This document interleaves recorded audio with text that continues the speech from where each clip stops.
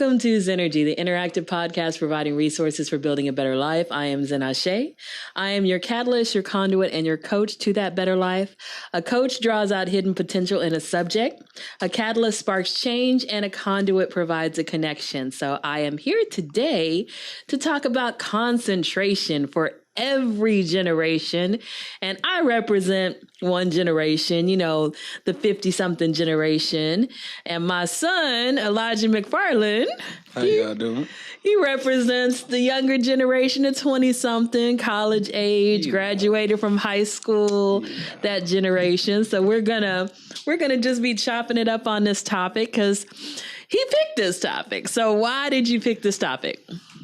Well, being a part of my generation, I saw it as one of the biggest issues, along with racial equality and other things going on in the time period. I noticed it to be one of the biggest weaknesses of society. Every other element of society has progressed.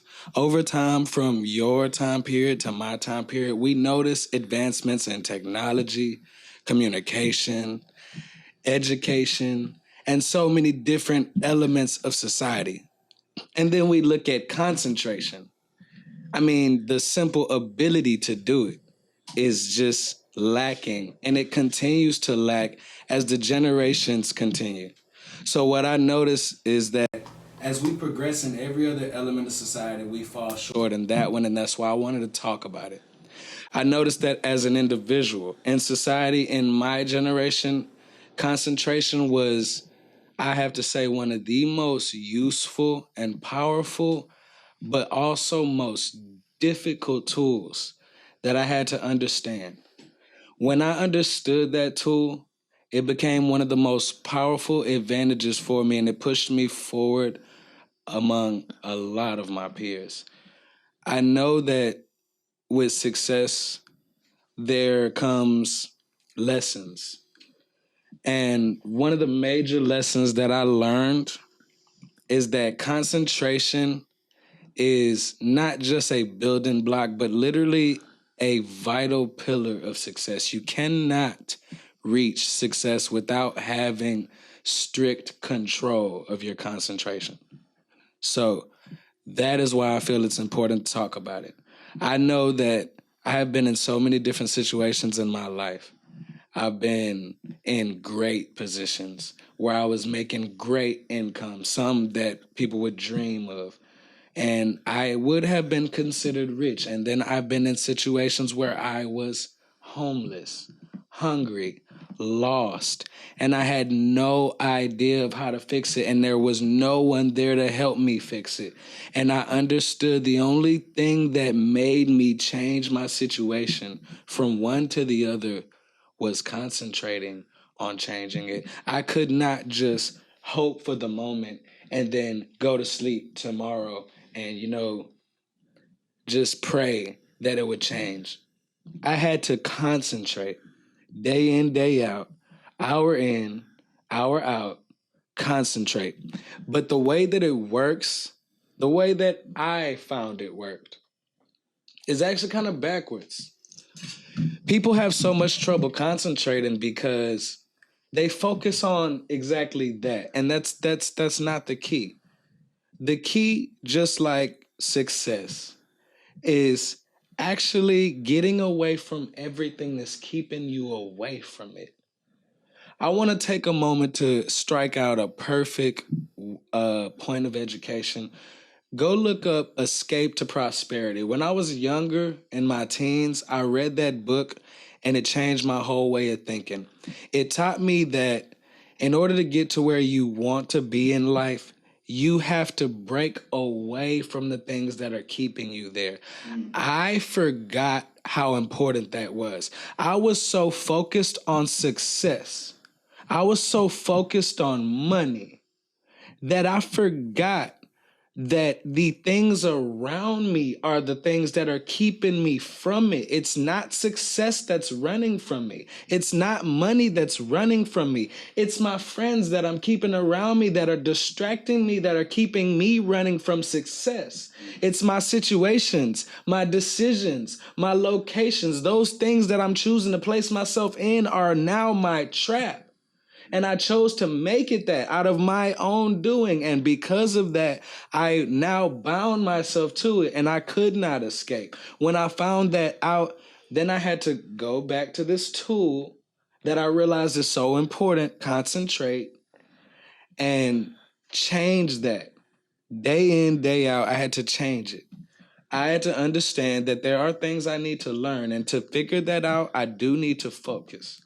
And in order to focus, I need to get away from the most difficult thing in doing that, distractions. So, in order to truly concentrate, don't focus on concentration. Focus on getting away from distractions. You're taking a special take on Zennurgy. Right now, what you have is not just Zennurgy. You have a mother and a son who are sharing their life with you. And this son has a story to tell. I promise you. I literally can say I lived my life and I lost it legally.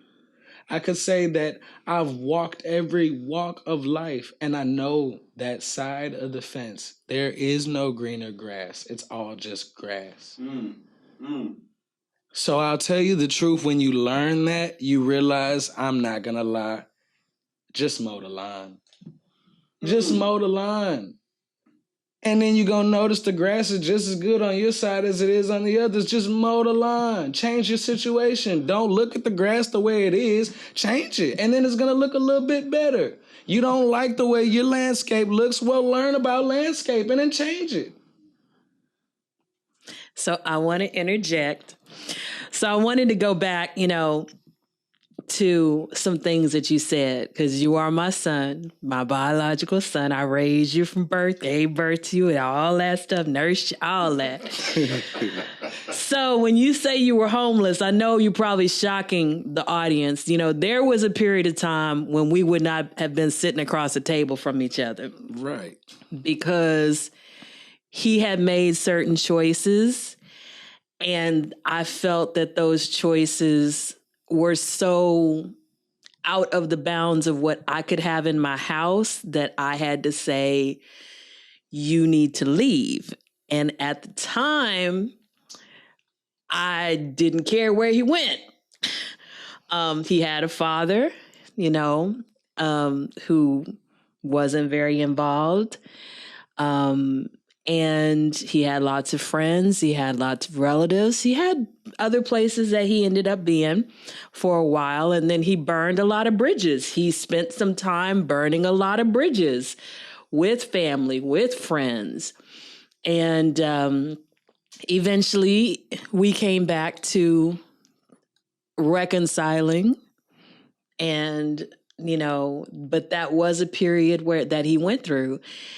And being a parent, sometimes you have to, or I'll say I felt I had to. I won't speak for other parents. I felt I had to go the tough love route and say, you can't be here. Some people would disagree with me. Some people would think that that's not motherly or whatever. Well, it's not your child and it's not your life, and that you do what you want to do. I did what I felt I needed to do at the time.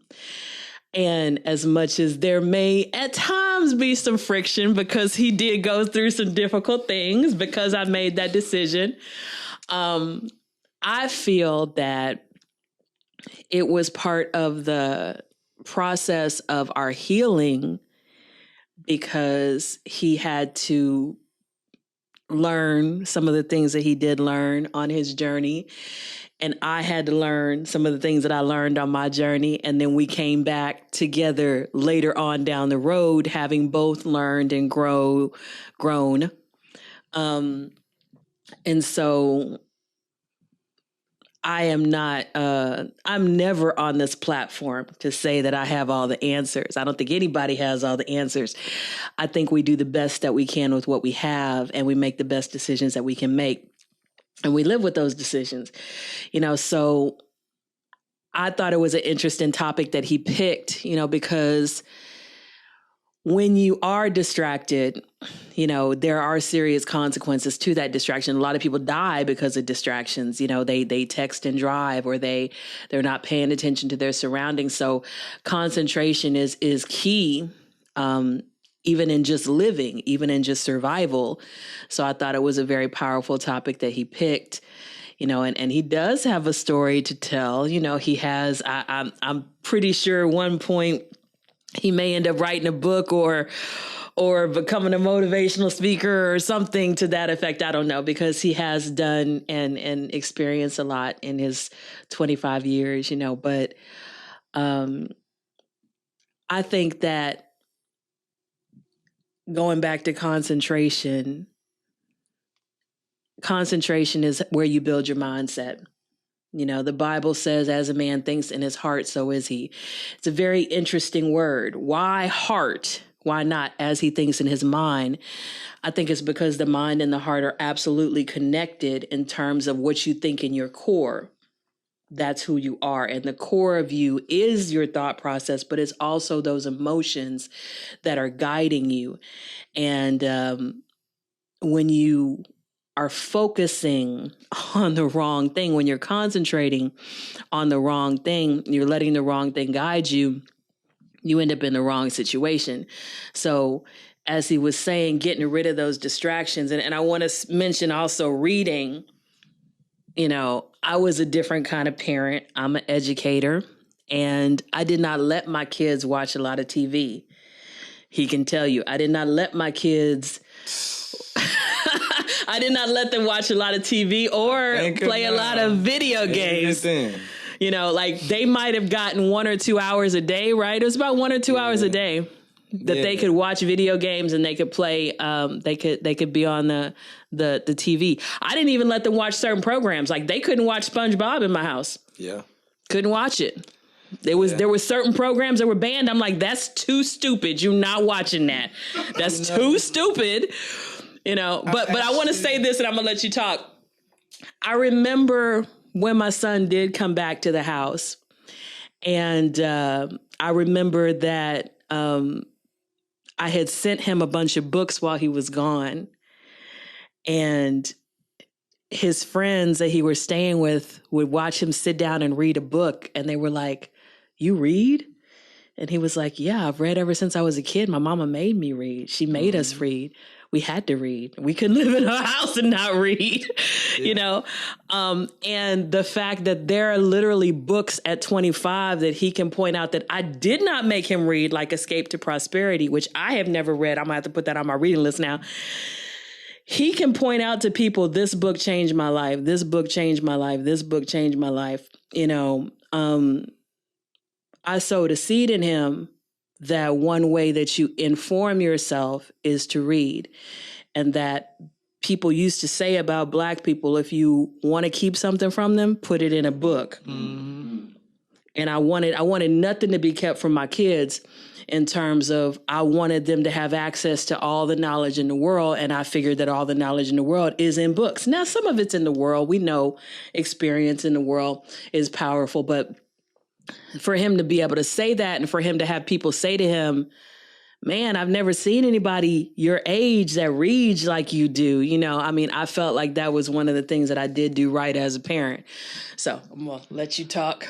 Well, to actually add on to that, giving a special take on it, because everyone knows, what the parent may view as right. And everyone understands, when the parent comes out with their opinion, but not always does the child get a chance to voice their opinion. In this case, they do.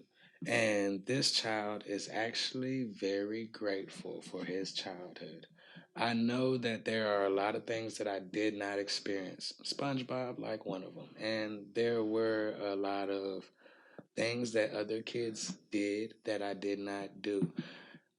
At the time, I could not completely understand it. I thought it was something maybe I didn't deserve. I thought maybe it was something we couldn't have because maybe we just couldn't have it.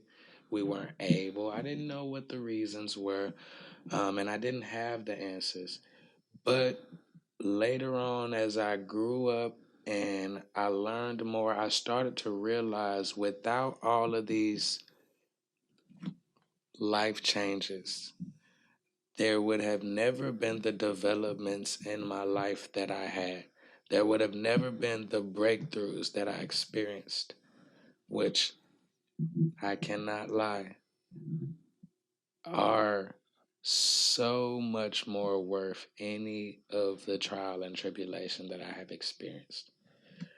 The testimony that I have to this day itself alone is worth every trial and tribulation that I experienced. I know of every time that she talked about, I can remember it in my memory. And there was not a single ounce of regret. There was not a single ounce of, how can you say, tension. Because what I understood as she explained these points in my life is that two things.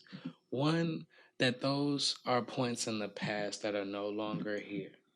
And two, that those points in the past are actually the reason why I am here today and able to say that with pride. So I know that I would not have been able to do that without these things. For example, let's start with concentration. In every generation like mine. So I noticed that as a child, most children watch TV most of their day. And because of that, they have trouble concentrating, especially in school. But you'll notice also, aside from school, they can't do things like I was able to do, like sit down and read a book, because they are so constantly dependent on information being given to them and already being programmed that they don't want to go and find the information themselves. See, I want to go and talk about something she brought up. We are not here to provide the answers. We are here to ask questions, but not just any question. We're here to ask the right ones, because then we can get the answers. We can all get them together. We don't have them. So if you came here looking for them, you're not going to find them. But I promise what you will find is a place for more questions where you will find more answers. We want to make you curious, therefore making you intelligent, therefore making you informed, therefore making you more successful than you were before you tuned into this show. That's why we want to teach you about the powerful tool of concentration, the things like distraction that keep you from it, and the way that this tool and many tools like it can change your life. I lived my life and I've worked through the trials and tribulations to tell you my story. I know it. I know how to go get some money for real. I know how to go chase some success for real. I know how to change your life for real. I know how to turn you into whatever you want to be for real. And I know how to do it just by talking to you for real. Mm. So you can take this as a show or you can take this as a life changer, but I don't know what you're going to take it as. I can tell you what I'm going to take it as: an opportunity. Just like everything I do, I take everything in life as exactly that. That's why I seize every moment. I don't waste it.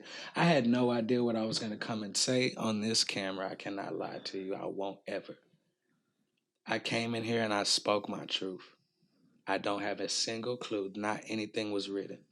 This is my story. I don't plan for it to be glorified, but I do plan for it to be learned from. I promise you that. You know, going from, I'll say this, life is ups and downs.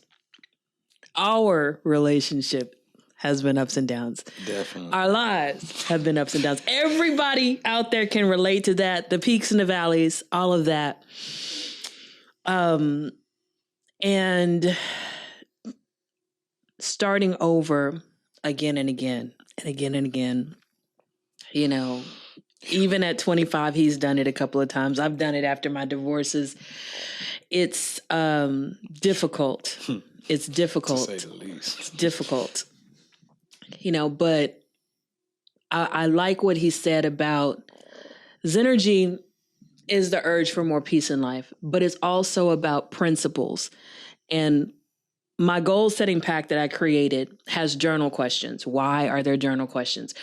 Because I believe one of the ways you learn about yourself is asking questions, as he said, and concentrating, taking your imagination and putting it on a certain topic and exploring that topic and seeing where that topic takes you. What do you learn about yourself? What do you learn about your life? What do you learn about your decisions, your past? What can you learn that you can actually put into place in your life? I was listening to a YouTube video and it was talking about a scripture, two scriptures. I don't listen to a lot of stuff about scriptures, but this was actually about how the Bible is a metaphysical book. So I was listening to it. And this scripture they brought up was, I think, Mark 11:24. And it said, when you pray, believe that you receive and you shall have it. And they said that the word pray is not what we think it is. It is not your hands folded. It is not your knees on the ground. It is not you laying down prostrate. It is not you bowing with your head to the ground like the Muslims do.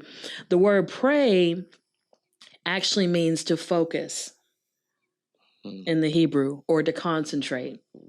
So really what that scripture is, when you concentrate or when you imagine, believe that you receive it and you will have it.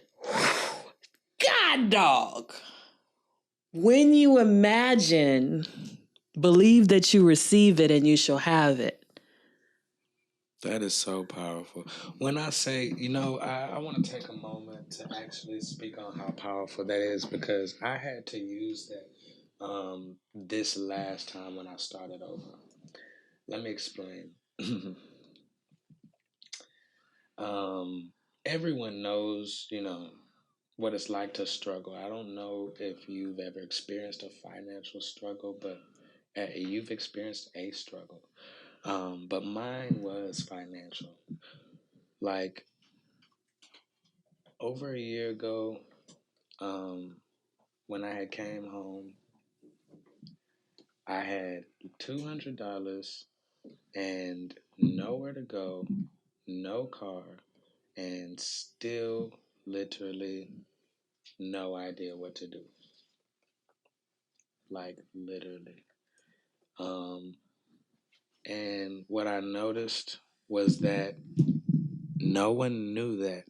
No one knew that because before that point in time, before I had even came home, people were still under the impression I was living a very luxurious life. I had a $50,000 car. I had more than one of them. I had a nice place with a lot of stuff. I had all different types of material things that would have made anyone think you are living the life. And then all these things got taken away from me like overnight. And I experienced one of the greatest losses of my entire life. And I was no longer this person that I was used to being. And even though people thought I was, I knew I wasn't. What I didn't know was how powerful the idea of me still believing that I was.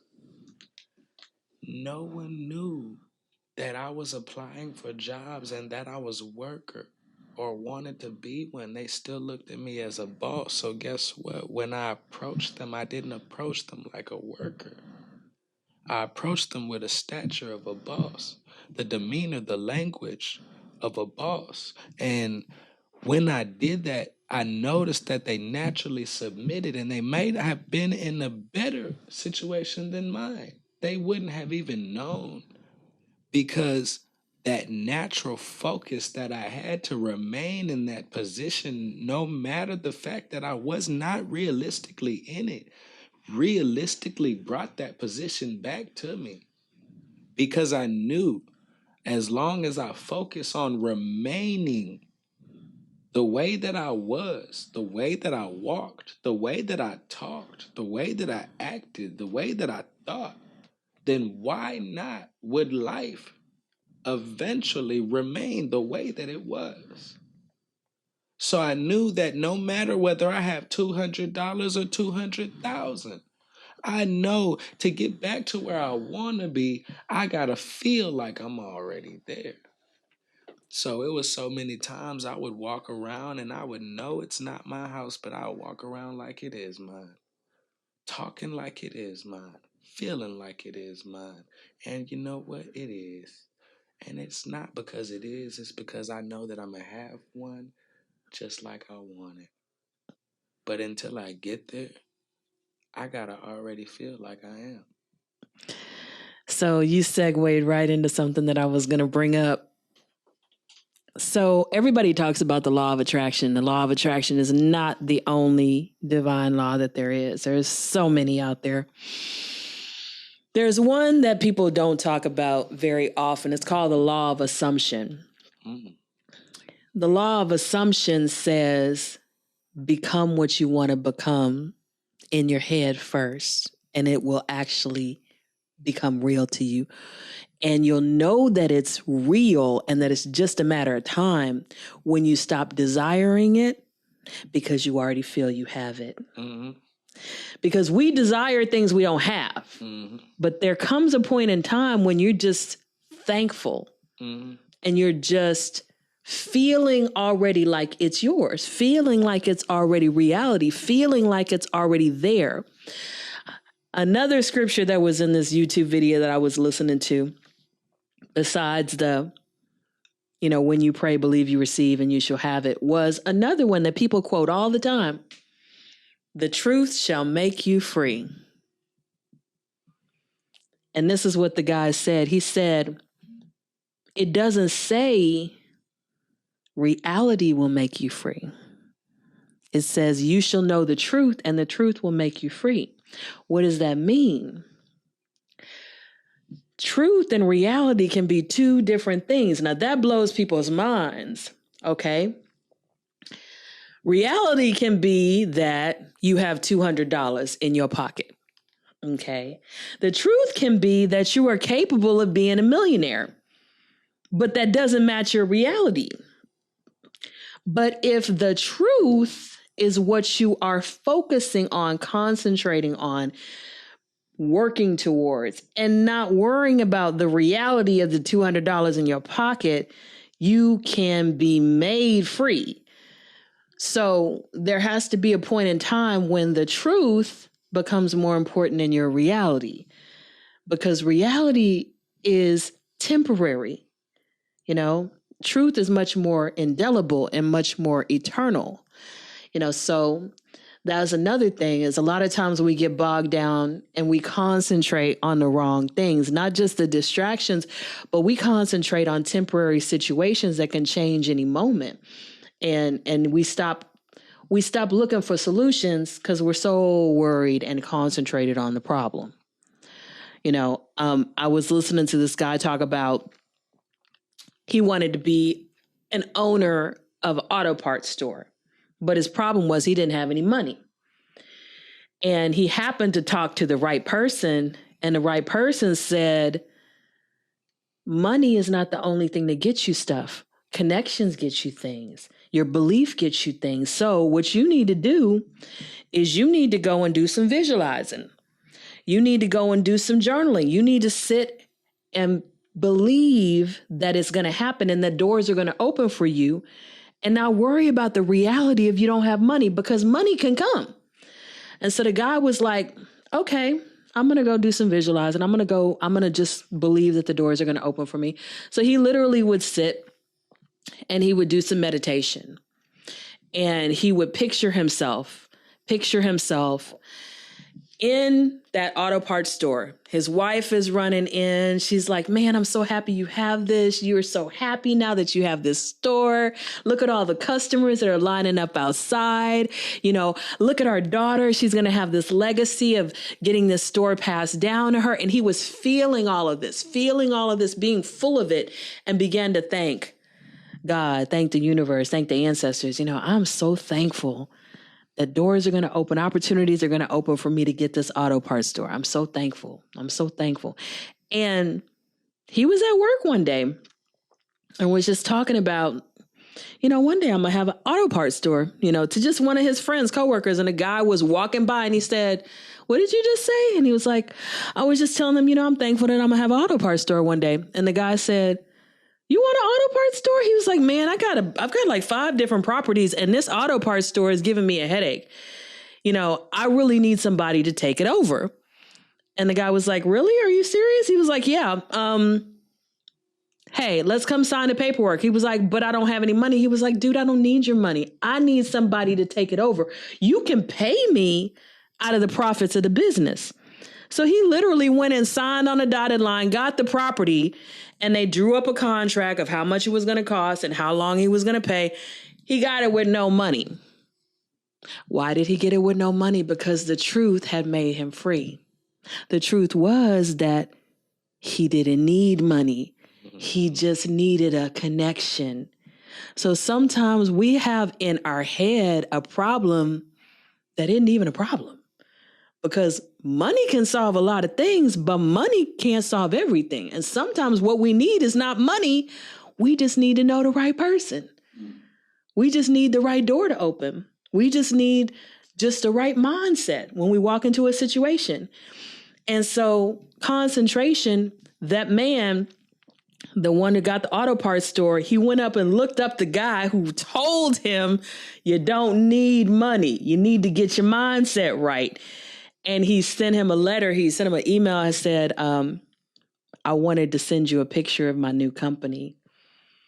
And it was a month after he had that conversation. A month. And his whole life was different because he chose to focus.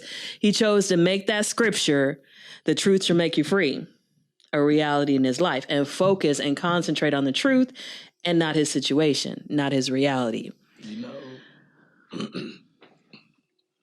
That is so powerful. That is so powerful that as I listened to you talk, I literally flashed of every moment in my life from single digit age up till now when I ran into so many problems, big and small, and I noticed that out of every skill that I had, out of every talent that I knew, the skill that I was the most capable, I'm talking the most advanced, and never knew it, was problem solving. And that was a skill that not only changed my life, it literally saved it. And I want to take a moment to glance back when I was on the other side of the fence, just to learn the grass was not greener. And I remember these moments in life where I did run into problems.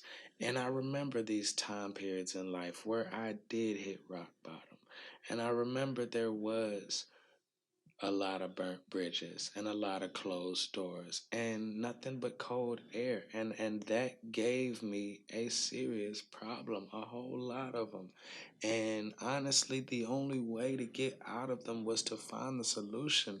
But the problems that I had sometimes were so severe that what I noticed is the only way to get out of it is I have to completely lose focus of the problem entirely.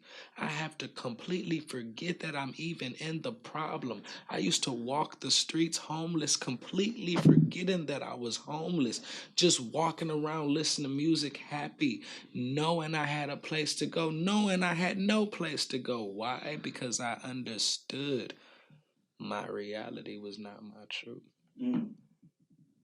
Yes, I don't have a home, but no, I'm not homeless. Yes, I don't have any money, but no, I'm not broke. Yes, I am on a cane, but no, I'm not weak. Yes, I did legally die, but no, I'm not dead. I am very much alive. Yes, I was a failure many a times. I did fail, but my life is a success. So, yes, I did have a lot of problems, probably more than most. But what I noticed is because of that, the mindset that I created was not a problem minded mindset. It was a solution minded mindset that became so instinctive that when a problem came, 100 scenarios and solutions already popped in my head before the problem even got to irritating me. Literally. And so before it even got to the point where I'm grinding the gears of life trying to fix the problem was already fixed. I already knew the solution way back when the problem was coming. I saw it. I just had to follow through. And the only way that you do that is you focus, you concentrate. Because we all get a great idea at some point in life. We all get some kind of breakthrough. We all get some kind of experience that changes us, that makes us develop our understanding either of ourselves or of life, period. The only question is, are you going to focus on that? Are you going to develop that? Are you going to concentrate on that idea, on that change, on that development long enough to actually do something about it? That's the only thing that's going to make you different from the other 7 billion people in this world. Did you actually do something about the ideas that were in your head, or did they just stay in your head? Did you actually keep them there when they popped in there, or did they just fly out where they came in?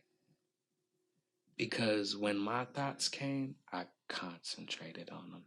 And now they're not just thoughts. I live them every day. I wake up and it almost feels like a dream, except for it's not. Because I'm awake again and I pinch myself and I feel it. Oh no, it's real. It's very real. It's very real. Like 13 months ago, it was a dream when I was in jail and I was thinking about freedom and having money and driving around in a nice car and doing all these things. When I was thinking about the ideas of, oh yeah, it felt like a great idea, but no, that was definitely not my reality, but I knew it was my truth. So the understanding today is do not concentrate on your reality, concentrate on your truth. Do not look for answers if you're not even asking the right questions. Do not understand anything about life until you understand yourself. And then when you do that, then go understand life. But when you try, you have to concentrate. You know, I want to speak on a couple of things that you said. So we had a conversation years ago. I think you might have been in high school. And you asked me why didn't some of the things that you had done bother me at that time? And I said to you, I said, because I raised you a certain way. And I knew that eventually a light was going to click off in your head that what you were doing was common and it was beneath you and you had more potential than that. And so when you you remember this conversation I'm talking about? When you saw that, you were going to do it to yourself and say, what am I doing? Why am I even doing this? I have more potential than this. This may be my reality, but this is definitely not the truth of who I am. And I said, my job as your parent was, number one, to keep reminding you of who you were, not who you were acting like. Mm-hmm. Because you were acting like Paid some fool. you were acting like Bobo the Fool. You were doing some foolish things. You were really out there doing some stuff, and I was like, okay, hey, and you knew that I was not agreeing with things that you were doing, and we talked about that. But there was a point, like I said, my job as your parent was to always keep that standard there and say, this is what you should be in terms of your potential. And this is where you should go in terms of your potential. And I'm not talking about you should be in this certain career, or you should be at this certain college. That's not what I'm talking about. I'm talking about here is the limit, which really there isn't one. And here is where you are. So when you get tired, you know, kind of like the Bible says about the prodigal son, when you get tired of the pig pen, okay, let's come on. And we can kill the fatted calf, and we can put the princely robe on you, and you can end up with, you know, a better life. But you're gonna have to get tired of the pig pen. And you know, a lot of people don't like that prodigal son story. I've lived that prodigal son story of basically having to let your son go have his pig pen experience, you know, and not going out there looking for him, not going out there saving him, not going out there and getting him out of the slop with the pigs, not doing any of that, letting him go through the whole gamut of everything until he comes back and says, I'm full.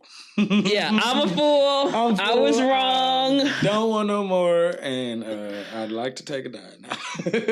Yeah. So, and people don't understand. That's they think it's a nice story in the Bible. No, that's the life that some parents need to live. That's what some parents need to do. You know, because otherwise, okay, my son is 25, right? There are some parents that have been bailing their kids out for 30 years because they did not let them have a pig pen experience. My son is 25 and he's done with his pig pen experience. He's been there, he's done that. He's still going to make some mistakes, but he's not going to make some of those mistakes again. You know, so it's tough love, you know, and it is love. I told my kids when they were very little, probably the very first thing I told you when you could read and write and understand was what? I will always love you. That's the one thing I can always remember through everything in my childhood. I know that she always loved us, and there was never a doubt in that. So I knew that there were things that she decided to do. Some of it made sense, some of it didn't. But I knew that it was all out of love. I never questioned that. So I knew that even though I did not like her decision at times, I knew that it probably was best for me. And the only reason I didn't like it is because it wasn't easy. And that's just the truth. I mean, because it was difficult. And so because it was difficult, I didn't like it, but that didn't make it wrong. It just made it difficult. That was it. Because it was actually the most right thing that could have ever been done for me in my particular situation. Me learning from these experiences is the way that I am able to speak to other people and save them from it. People don't like to listen to someone who has never been in their shoes. Everyone knows that one person in the room who loves to talk about things they never done. Nobody likes that person. And then everyone knows that one person in the room that will only talk about things that they actually know about. Everybody loves that guy or that girl. Everybody loves them because they know whatever you get from them is real. Well, nice to meet you. I'm that guy. Whatever you get from me is real. So I gave y'all a piece of my life. I hope that y'all take it. I hope that it does give you some kind of benefit and it does help you. It has definitely done amazing things for me to learn the things that I've learned from my own experiences. So I don't take them for a joke. I know that there are honestly sometimes no such thing as second chances. So honestly, you need to know that now before you try to find out. Because I was on the floor begging for one. I was on the floor bleeding out, begging for one just to find out that I might not get it. And it took literally dying on the operating table to realize, you know what, maybe I should take my life a little bit more serious. Just a little bit. I don't want any of you to have to be in that to realize that life is that serious. I'd much rather you just learn from the guy in the room who was there and just, he can tell you, I was there, I saw it, and yeah, don't go down there. Just don't do it. That's me. I made it back, and I'm just telling you, don't go down there. Learn, and when you do, concentrate so that when you get everything that you need to know understood, you can actually do something with it. Don't just learn if you're not going to utilize the information, because then it's useless knowledge. It was no better sitting on a piece of paper if it wasn't put into action. So that's why it takes concentration, because concentration is the bridge between thought and action. That's why. Yeah, I agree with all of that. You know, one more thing that I heard in this YouTube video that I was listening to, they were talking about the story of the potter's wheel. And in the story of the potter's wheel, the parable of the potter's wheel, you know, a man goes to the potter's house and the potter is making a vessel, and the vessel's all messed up, and he doesn't throw it away. He just pounds it down into a lump of clay again. He starts all the way over and he rebuilds it into something that's beautiful. And then he has to put it through the fire for it to be actually fully set. Well, come to find out that the word potter is the word imagination in Hebrew and Greek. So if you and I are the vessel, the way that we reshape ourselves is through our imagination. It's through reimagining ourselves. It's through sometimes pounding ourselves back down to our basics and then reshaping ourselves completely from scratch. And then sometimes going through the fire so that we get set, so that we get finished, so that we get firm. And then we are that finished product. So you can't talk about concentration really without talking about the imagination. You have to literally grab hold of your imagination and use it to reimagine yourself and to put yourself in a situation mentally and emotionally where you are really in tune with where you want to be. You know, even today, you know, my sons are not exactly where I want them to be. And I still today will say affirmations over them. I will say, you know, that God's will is coming to pass in their life, that whatever I see that bothers me, I'm not focusing on that. I'm going to imagine them the way I want to see them.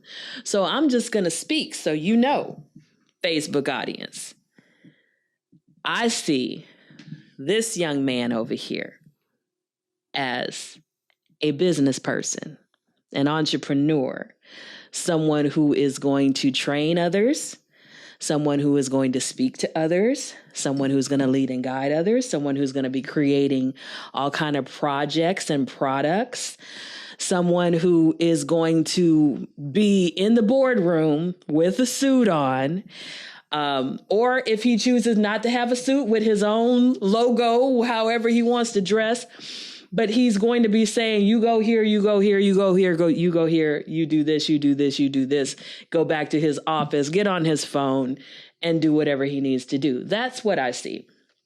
when I look at my son. I do not see my son as anybody's employee, not because he can't take directions, but to be honest, he doesn't have an employee mentality. He was raised to think for himself. He was raised to visualize. He was raised to plan. He was raised to strategize. That's what he does. So anything less that he's doing may be reality, but it's not the truth. So the truth of what I put into him and what I feel God put into him is that his name is Elijah. What did Elijah do? Elijah was a prophet. What do prophets do? They see the future. They imagine the future. They speak the future. Even when nobody believes them and even when nobody else sees it, they still do it. And what they say comes to pass. That's what my son was named for. That's who my son is. So anything that he has in his present life that doesn't line up with that may be reality, but it's not truth. And truth always trumps reality, So I believe that the truth will make my son free. I believe that the truth will mold and shape him, and he will mold and shape himself into becoming everything he can be. And as his mother, that's the standard that I have for him. Now, whatever he does, I will love him. There's nothing he can do. I told him when he was probably 4 or 5 years old, there's nothing you can do to stop me from loving you. I love you regardless. I love you if you're, laying in the gutter, in your own vomit because you being stupid, and you just passed out drunk. I love you. Not to say he's ever done that. I love you, regardless of whatever, but when I look at you, that's what I see. When I look at you, that's what I see. That is the vision.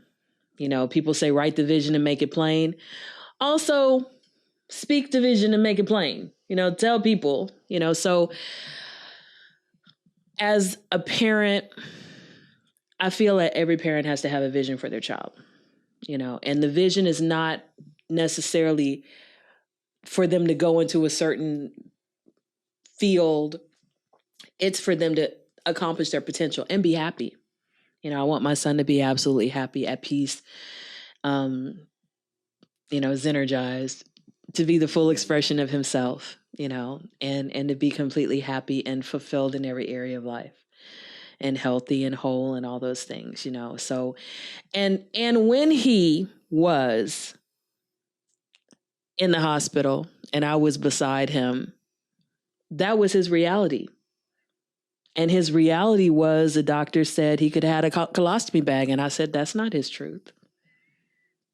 The reality was that he could have been paralyzed. That was not his truth. The reality was, he got shot, in case you haven't figured that out, Facebook audience. So the reality was he could have been paralyzed. That was not his truth. The reality was he could have never walked again. That was not his truth.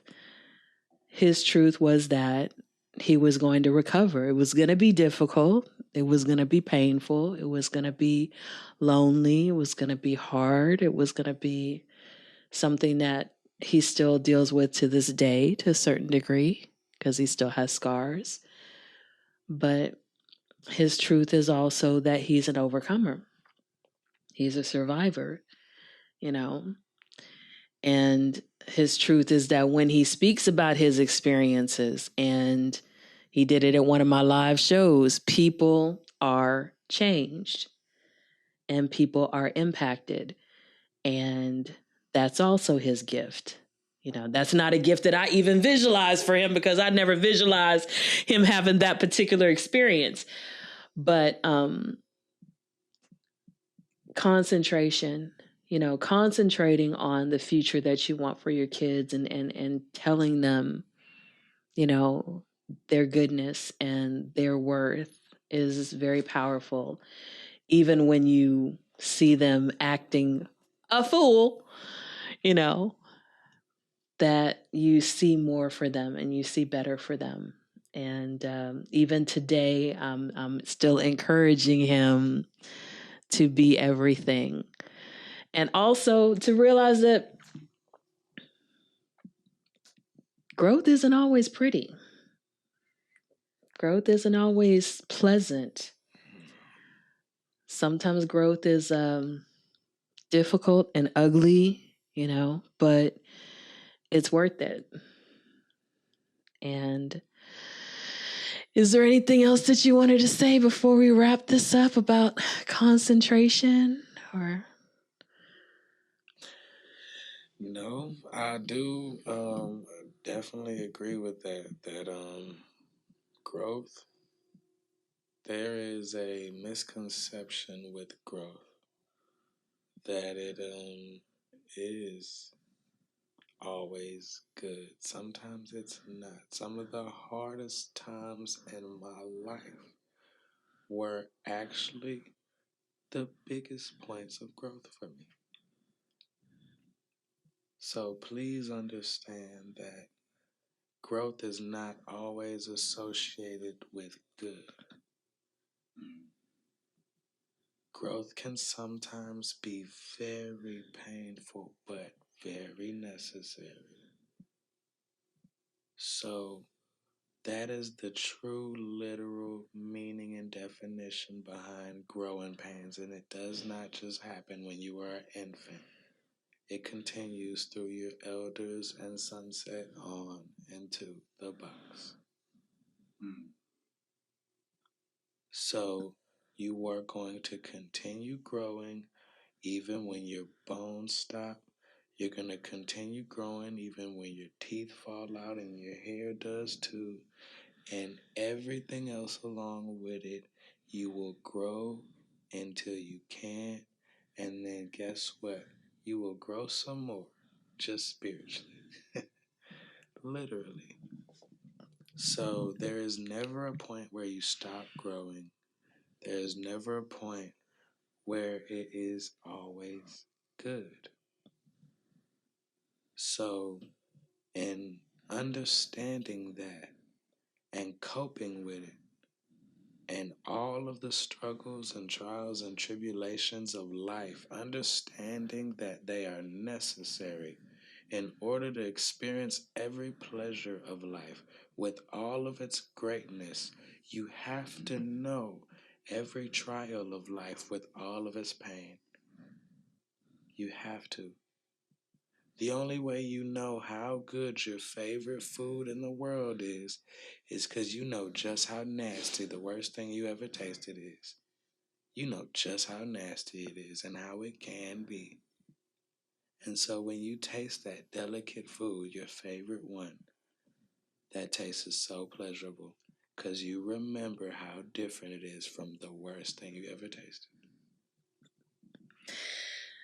And did you want to say something else No, to that's pretty much it. Okay. Well, I wanted to mention, I have this Zennurgy Your Life Volume 1, and in each of these pages, there are journal prompts and meditations and space for you to put pictures of people that inspire you. This is mine. I've shown it every episode. This is my page 1, which was abundance. This is my page 2, which is access. And I have page 3, which is accountability. You can see the pictures that I put on here. Some are pictures of me, at different points in my life, because there are things I'm proud of, like going natural. I'm going to have my natural 1-year anniversary. Hey, I'm February 20th. Man, I'm proud of that one. Yeah, for sure. That was a big change. Unexpected, but I think it was a great one. Thank Definitely. you. Along with many things like bringing Zennurgy to the world. That was one of the biggest but best changes I saw. And I hope you all appreciate it as much as I do. Because I know she's my mother, but trust me, that Zennurgy can mother anyone. I'll tell you, it really can. If you listen to her voice, man, what? Try staying mad and listening to her voice. Try doing that one. If you can do that, I want to find you and pay you. Literally, because you got a skill I have not found yet. So I'm so serious. If you listen to this podcast and you don't feel the vibe, then honestly, this is not the show for you. And I say that with full confidence because I know that every single person seeing this show has to feel that vibe. You have to feel that realness. And if you cannot connect with that realness, then maybe it's not the show. I understand it completely. I opened myself up to reality. And by doing that, I accepted truth. And sometimes the truth was not always what I wanted to see, but I promise I accepted it. That was the only way that I moved forward. That was the only way that I got better. The only way that I actually grew. I had to accept the truth that it was at the moment that it was the truth and then move forward. I couldn't say that that was the truth forever, but I had to accept that it was for the moment and I had to move forward past it. In order to do that, I had to concentrate once again. So, this is why it's the most important tool I found to success, to money, power, all the different things that people want in life that I have definitely had my taste of. I've had all of that. Um, and I know that the only way that I attained all of those things was definitely concentration and a whole lot of it. Sacrifice came along with it. And basically, going back to what I said in the beginning, escaping from all of the things that held me back from those things came along with it. But number one, along with problem solving, was concentration. If you can have those skills, you are for sure guaranteed success. I cannot give you a timeline, and no one will be able to. I cannot give you a limit of income or a limit of wealth.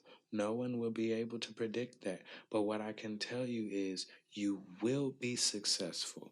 You will be powerful. You will be happy. You will have what you want if you can concentrate on it and focus on it and make sure that every problem keeping you from it gets solved. It's simple. It's just simple. Don't work towards it as hard as you already are. You're going to overstress yourself. You only have 24 hours in a day. If you're already working 8 or 16 or 12, you can only give so many more. You got to sleep another 8. You only have so much time. You only have so much work. You only have so much energy. You can only give so much. But if you understand the idea that truthfully, you don't need to give a whole lot. You just need to stop being taken away from. Stop letting people take your time. Stop letting people waste your money. Stop letting people seize your opportunities. Stop having things taken from you, and you're just going to be naturally more prosperous. Start being away from the environments that keep you away from the things, and start putting yourself around the environments that have those things. If you want to be rich, actually leave your location and go be in a rich one. If you want to be smart, then leave where you're at and go be with the intelligent people. It makes sense. It's actually logical. It makes sense. Different people hang with different people. Intelligent people hang with other intelligent people. Rich people hang with other rich people. Stupid people hang with other stupid people. Time wasters hang with time wasters. If you want to be with the right group, then get with the right group. It's simple. And the only way that you're going to change your group is to concentrate. Ain't no one going to let you in their group on your own. No one's just going to allow you in there. No one's just going to hand you a check for $1 million. But I guarantee you there's a check for $1 million with your name on it if you can concentrate and you visualize it and you'll solve every problem keeping you from signing that check. Yeah, I agree with that. I'm holding this book because it's full of meditations and places for you to put affirmations and goals and songs and movies and books and people, pictures of people that inspire you and pictures of goals that you want to accomplish. And as I am promoting this to you, I also want to say that when you do these things, if you do it the right way, there are going to be times when you feel great joy at what you learn about yourself. And then there may be times when you feel disgusted at what you learn about yourself. And you may feel a little overwhelmed at what you learn about yourself. And you may feel a little frustrated with things that you need to change. But the point is concentrating on one area a week or one area a month or however you want to do it and actually doing the work.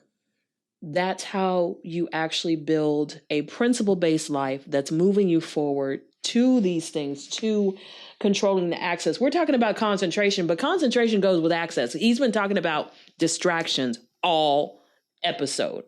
That's about access. That's also about accountability. How are you using your time? Who are you letting, take from you your time or your money? So these things are not separate and they don't relate to each other. They actually connect and interweave and interbuild, and then all of that goes back to the first topic, which is abundance. You want to have more money, you want to have more peace, you want to have more of whatever it is. Well, there's ways to get there, So I'm showing you the first 3 pages because I've done the first 3 pages, but you can do this at your own pace. I've got inspirational bookmarks. This is 12 of them, you can get for $10. I've got, t-shirts and masks and all these different things. But the whole point of this show, as he said, is to get you to ask the right questions, to get you to focus on the right concepts, to get you to think about, how do I build a better life, a life that's more fulfilling, a life that's more peaceful, a life that's more integrated, a life where I'm able to become who I want to be. And some of that is tough love on yourself and on the people in your life. And some of that is, getting a tool like this and working on it. So we have really opened up our home and our family and our relationship to you, so you can see that this is how you do growth. This is how you do change. You're honest. Mm-hmm. You're open. You're transparent. And you face up to what needs to be faced up to. And you concentrate on what needs to be concentrated on, and you remove from yourself distractions that you don't need to use or need to have in your life. And it's a process. We are still getting used to each other in some ways. 13 months is a while, but it's not forever. And there's bumps and bruises along the way, but there's a lot of love. And in bringing Zennurgy to you, I am bringing you a lot of the love that I have for humanity and for people and for the Black community and anybody really that wants to go on this journey of growth. And that's the honest truth, because we all need to grow. So I want to thank you guys for joining me, and I want to thank you for listening to my son, Elijah McFarland, and hope you guys have a great week. May you walk in Zennurgy. Peace.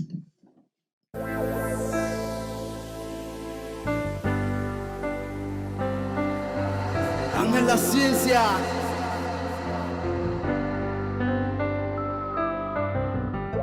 I know you feel like I said a lot of things I don't mean, but I really mean it though. And I feel the same way sometimes, so this for both of us.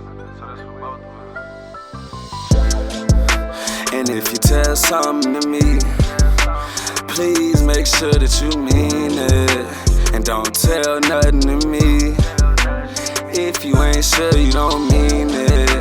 And if you tell something to me, please make sure that you mean it. And don't tell nothing to me if you ain't sure you don't mean it. I don't know how you still fucking with me, Cause I know I hurt you, but I didn't mean it. I know you feel like nothing to me, but I love you and I really mean it. I don't know how you really still fucking with me.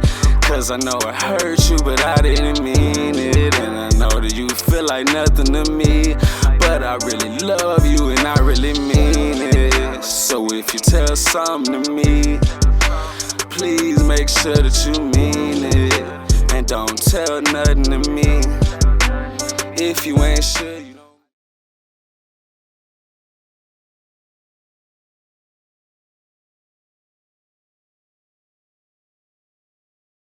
My name is Zennurgy, and I have a weekly podcast called Zennurgy, which is fuel for the mind, body, and soul. And this is the Zennurgize Your Life Goal Setting Package, Volume 1. It comes with the workbook, a journal, stickers, a bookmark, tabs, and a QR code where you can find my podcast.